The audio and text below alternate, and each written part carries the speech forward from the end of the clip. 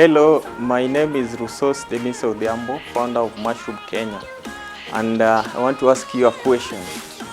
What would you do if out of nowhere, all of a sudden you just wake up and you find your room is flooded with water, the whole compound is flooded with water, the farm is swept? What would you do? That is a story that really reminds me of a story that I'm going to tell you of the unexpected.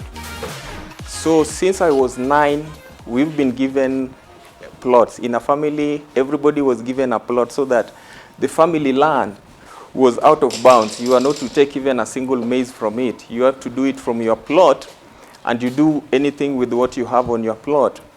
So it is until some few years back, that is in 2014, when I cultivated on my plot, and all of a sudden I lost everything due to flood.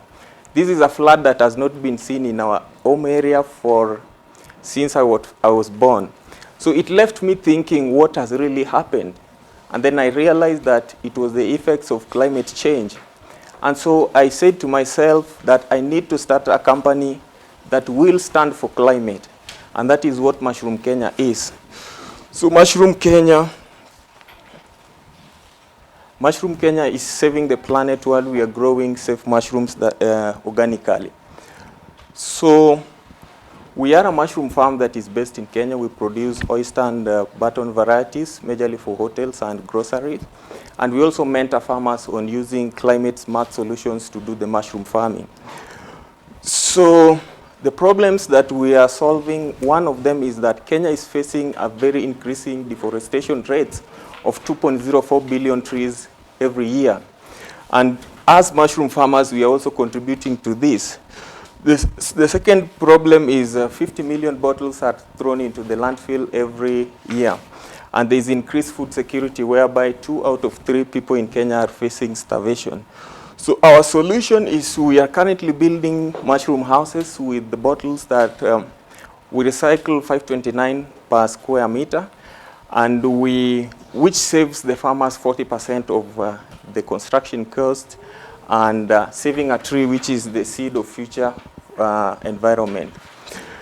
The market size we are targeting is restaurants, groceries, and farmers.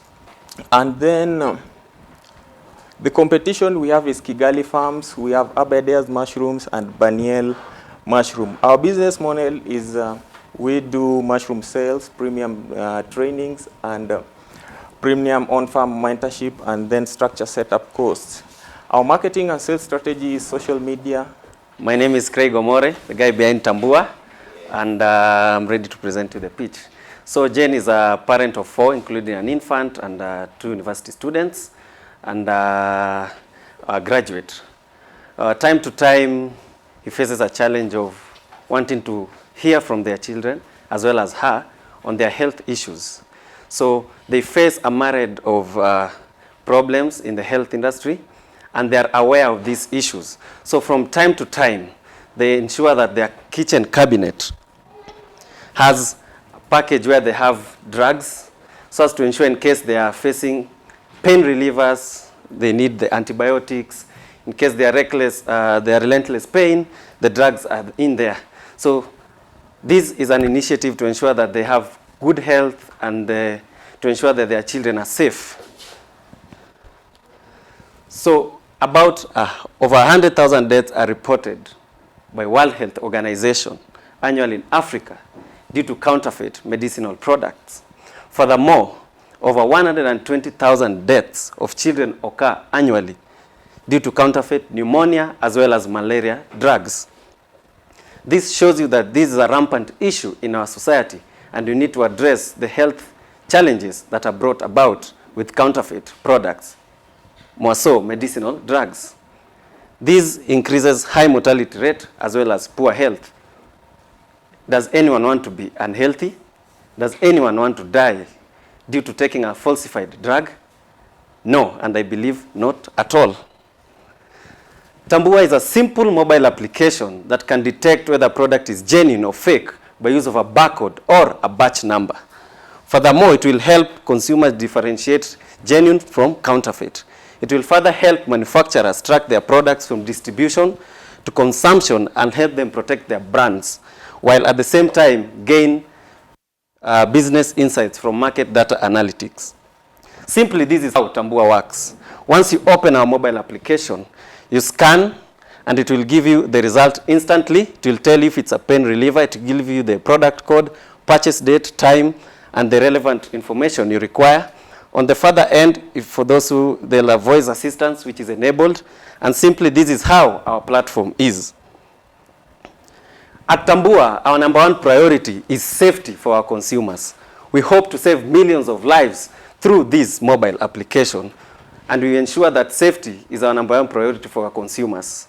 Furthermore, it is convenient in the manner that it can be used across SMS, across Facebook and Messenger bot, as well as the mobile application in itself. So that makes it convenient for our consumers.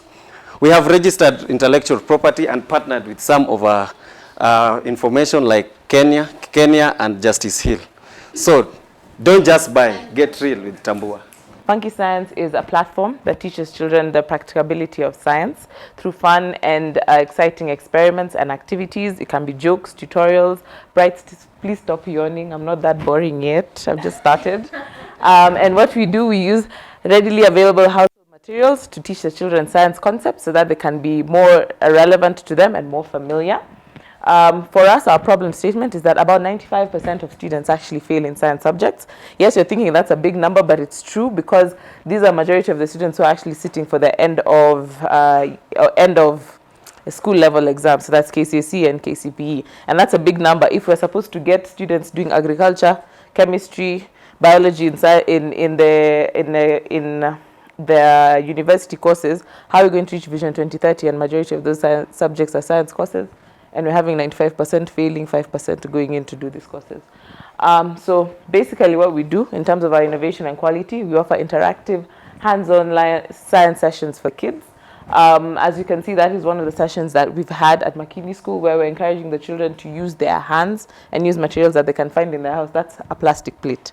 So at the end of the day, what you're trying to do with these young minds is make sure that they think outside their Petri dish. Our unique value proposition is that our experiments are very Kenyanized. Our science kits as well are very Kenyanized, because when we're speaking to the kid about using materials that sound very foreign to them, none of them will want to do the experiment. Our market size at the moment right now, primary school students are about 8 million in Kenya. And then coming to the secondary school students, about 6 million of them also still need our service.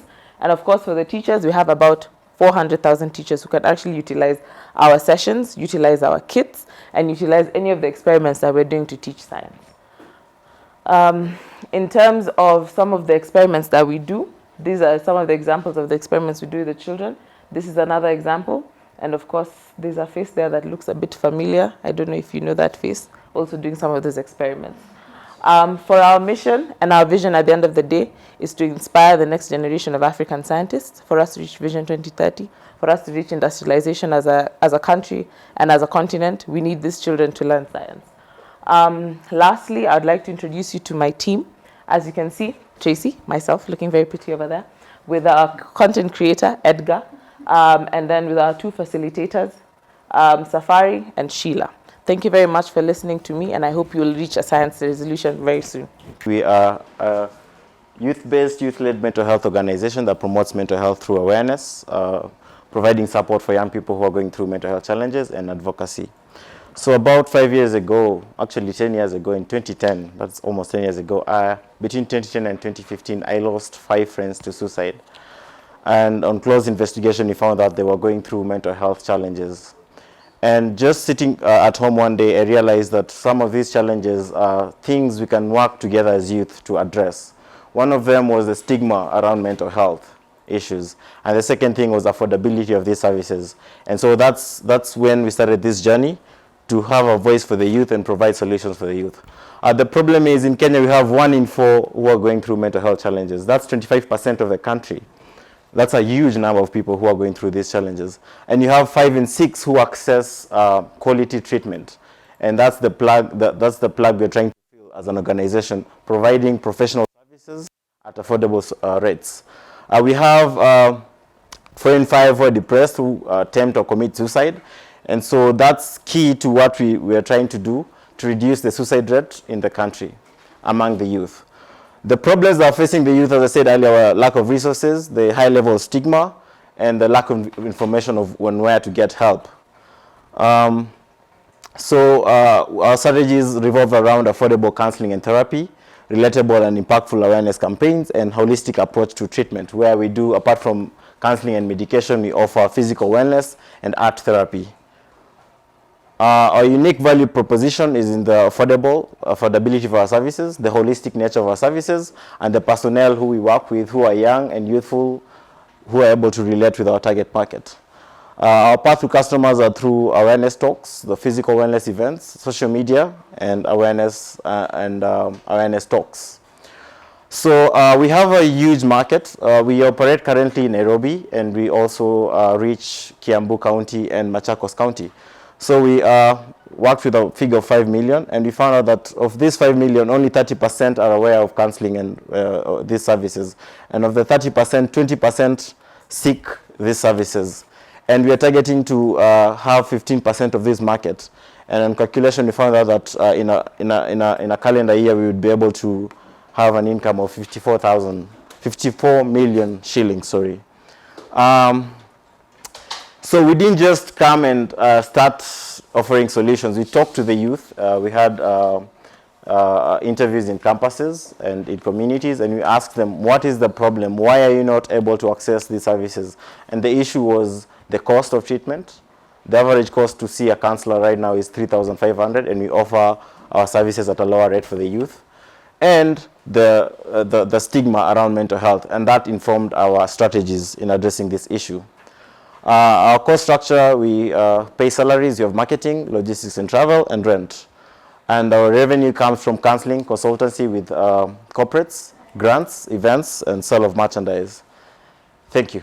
So, at Imagine Me, we looked at the problem. The one problem is we have is unemployment for the youths and women who fail to utilize the available local resources, and lack of embracing the African culture in terms of dressing, especially the weave products. Those would be our problems. Then our solution, we created awareness and making these youths and women believe that they can get money. They don't have to just stay there while there are resources. Like we use local resources like the cotton wool, and we use labor from them to make the fabric, the weave fabric, using the handloom. Yeah, now value proposition would be, I'd say those of us who are so in love with the African attire, Imagine Me Kenya is an enterprise ready for you here, which will make it worth it to put on an African attire. Our competitive advantage is that we introduce new designs to the market as per the customers' wants. And we also use a different unique pattern embroidery, and we use local labor. Our target market will be the upper middle class people, organizations, both local and international markets. Then for our products, we do a variety of products, but the most selling oh God, time is up. Oh, okay. Our products, we do a variety of products from shirts, shawls, shorts, bed covers, curtains, and many others. But our mainly selling products would be shirts and shawls, which are now selling. For the rest, we just do according to customers' preference, which are very low. Like out of 10, you just get 2 people who want bed covers, curtains, and shorts. So our main products would be shirts and shawls. So the content of that is the African feel whenever you put on the African attire, the content of that product. So in our financial, I just took an example of a shirt per month. In a month, we sell about 200 shirts. We sell in large scale to vendors in the open market, open air market. We sell like 200 per month. In each, we sell for 50, bring a total of 90,000 in a month. Then the cost of making the shirt would be 60,000. Then we calculated the profit would be 30,000 in a month. Now that's when we come to, because we work with piecework, you can find like a worker will per day earns 1,000 shillings as per your handwork, the way you are working. You earn per your, as your rate states. So our team will be, we work in teams of 3. Elizabeth, sales, and customer care and service. Jalia, Wanza for bookkeeping and accounts. Then the lastly, Moses Wambua, designs and production manager. Thank you.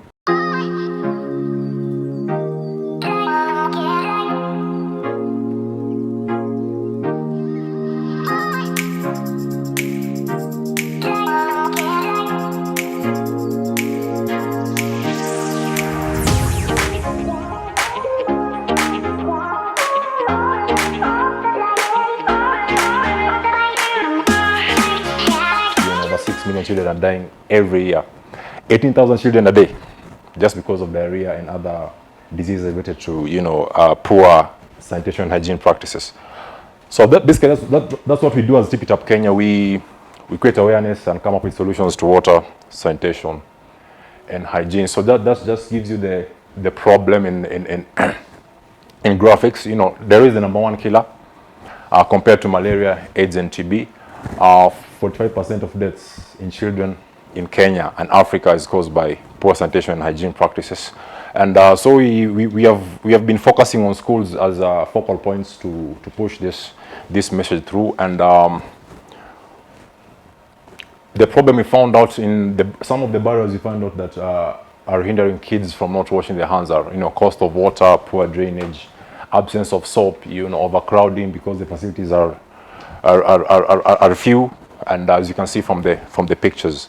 And so these are some of the solutions, existing alternatives you have out there. Some of the group traps, but us as Kenyans, we are still remaining in the old system. Guys are trying from bottles to to a simple group trap. So we started this journey some 2015. We came up with different solutions to this problem, and yeah. So that's after 3 years. That is what we came up with. It's called a G-tap. So basically, it dispenses water and liquid soap independently. It can serve up to 26 people simultaneously using only 2 liters of water. So it has proved to save time, to save soap and water by up to 95%. So some of the unfair advantages we have as an organization is that we own this patent, and plus we are also, apart from selling a hand washing facility, we're also selling a branding space for the corporate world. Our value proposition is there. We have it is accessible to disabled children. It can be utilized for oral hygiene. We go ahead and even teach teachers to make soap, just sustain supply of soap in it. So our customer segments range from schools, government, NGOs, corporates, and some of our sales stations are direct to schools, governments.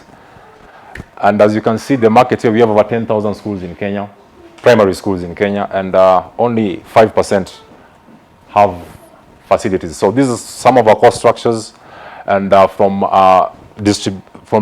manufacturing to branding, and our revenue streams are there all the way to advertising.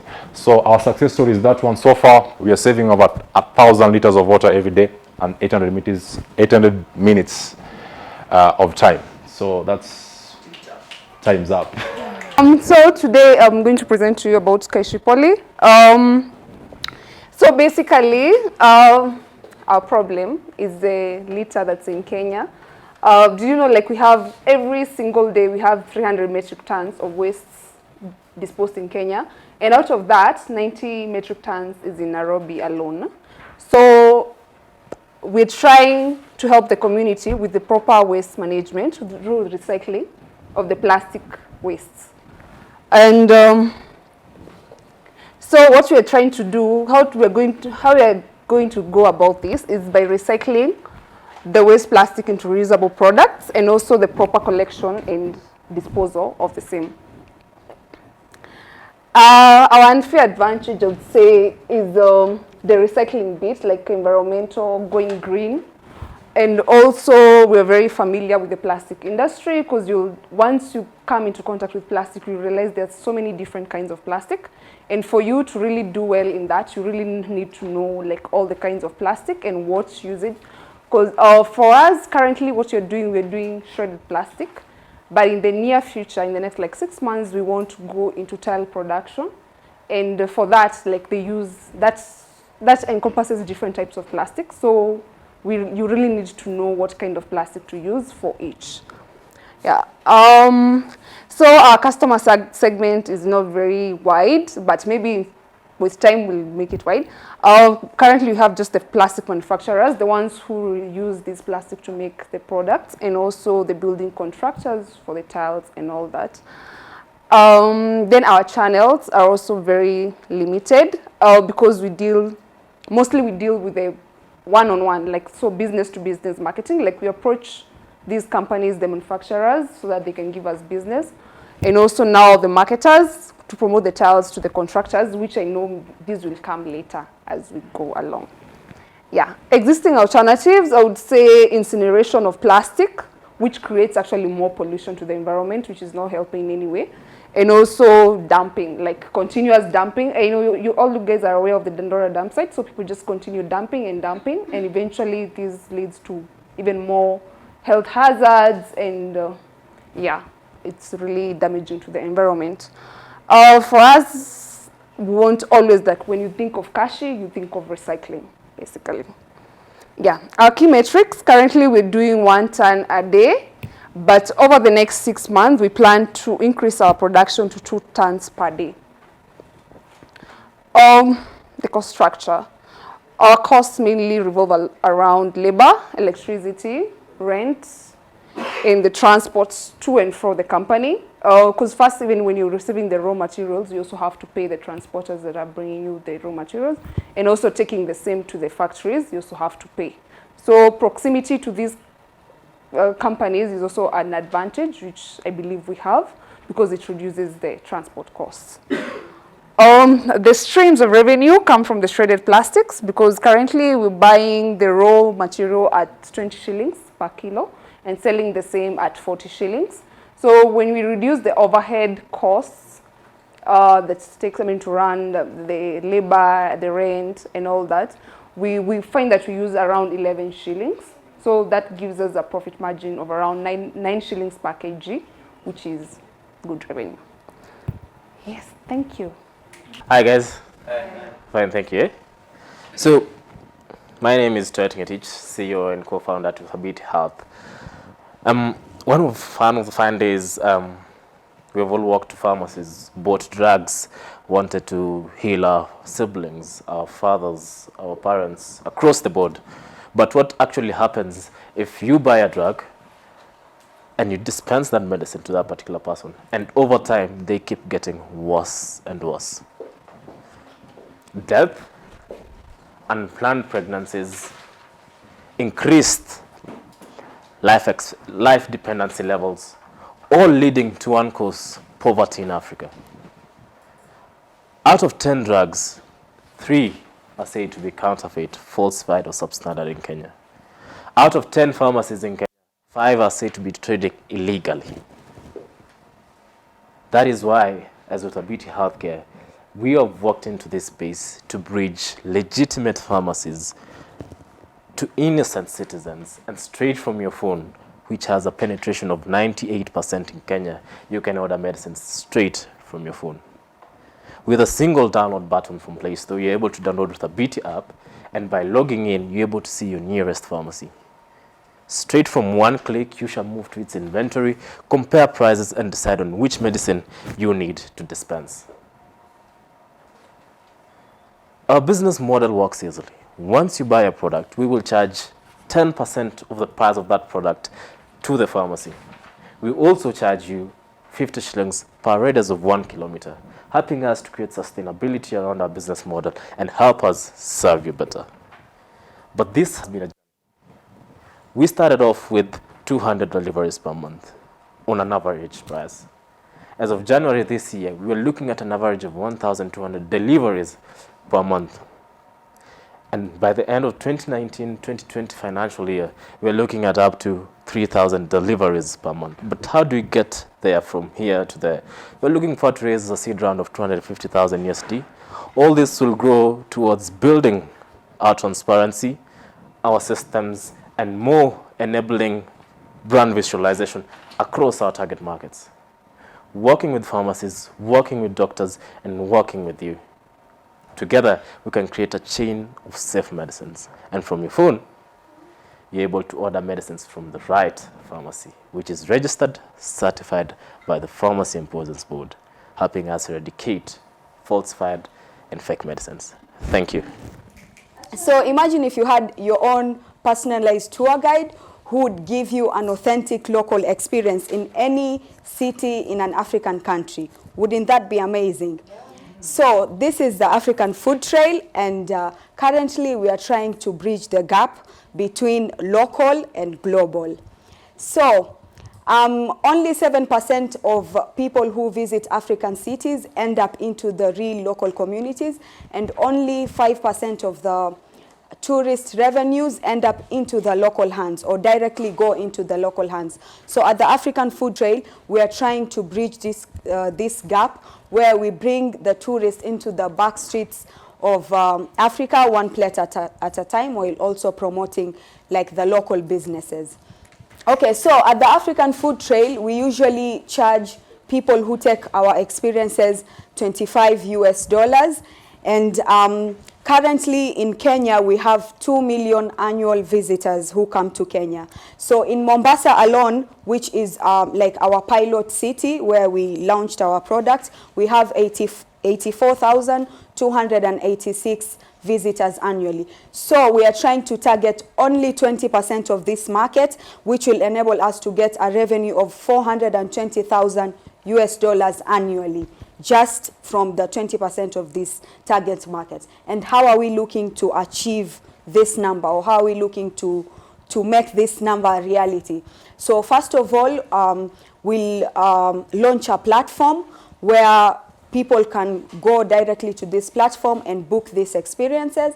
And then also we are looking to get into partnerships with local tour agencies who already are bringing tourists into the country but don't really have like a planned out itinerary for them or activities for them to do other than checking out the wildlife or going to the beaches. And also we are looking to partner with the local county governments when it comes to like local festivals like the Loyangalani, the annual Loyangalani festival, the annual Lamu festival. So yeah, so this is how we are planning to like target our numbers. So currently we've already managed to put back more than 30,000 Kenya shillings directly into the hands of the local people. So today I'm asking you to join me on this journey to the back streets of Africa, one plate at a time, through financial help and also mentorship and advice on how better we can build our brand.